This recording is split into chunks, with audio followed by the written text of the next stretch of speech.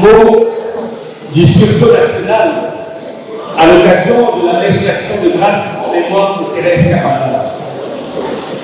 Mesdames et messieurs, membres de la famille biologique Kapangala, frères et sœurs dans le Christ, il y a 7 ans, jour pour jour, la fervente sœur Thérèse Kapangala quittait tragiquement ce monde.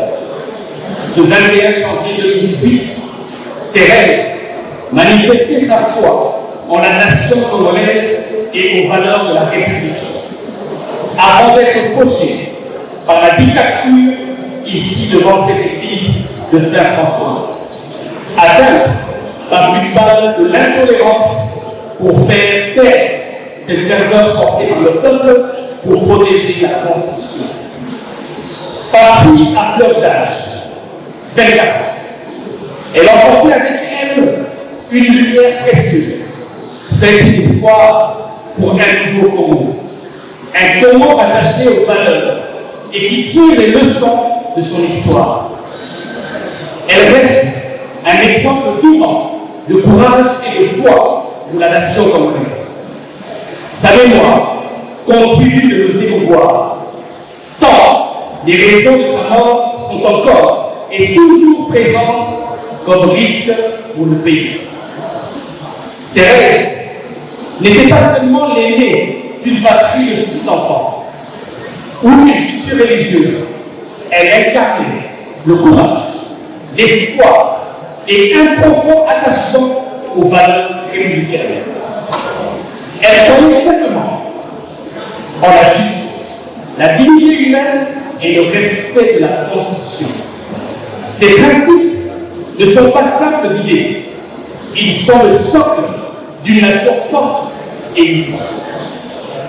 Comme le disait Albert Schweitzer, l'exemple n'est pas la principale façon d'influencer les autres, c'est la seule. Le 21 janvier 2018, Thérèse n'a pas grandi d'âme.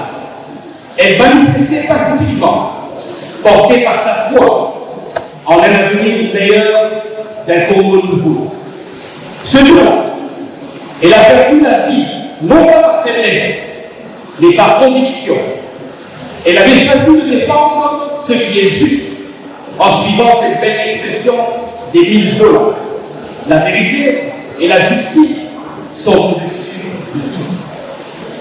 C'est vrai, nous pleurons toujours sa perte, mais son sacrifice reste une leçon. Il nous oblige à réfléchir à nos responsabilités. Que faisons-nous pour préserver les droits et libertés qu'elle a défendus?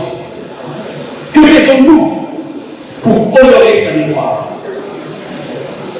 Ce qui était hier à côté de Thérèse Kapangala, dans les rues et dans les églises, pour exiger le respect et la protection de la même Constitution, sont devenus aujourd'hui les bourreaux négociant le sang de ces innocents.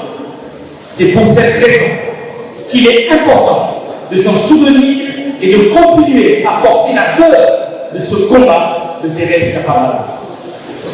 Le refus de tirer les leçons de l'histoire pousse certains aujourd'hui à rééditer le passé, crachant ainsi sur la mémoire de nos martyrs comme Thérèse. Mais pour nous, au sursaut national, le meilleur hommage que nous pouvons rendre à la sœur Thérèse et aux autres, c'est avant tout de nous engager, de nous rassembler et de poursuivre avec fermeté le combat contre le changement de la Constitution. Kapangala, Rosely Kendi, Hussein Ndala, Kouloula et tant d'autres ne sont pas morts pour rien. Leur sacrifice est un appel permanent à la vigilance et l'engagement pour des valeurs qu'ils ont défendues et qui font d'eux des martyrs de la démocratie, de la liberté et de la lutte pour les valeurs constitutionnelles dans notre pays. Notre prière demeure que le sang de la sœur Thérèse Kapangala devienne un ferment du sursaut national pour sauver le Congo de notre pays. Paix et repos éternel à son âme. Je vous remercie.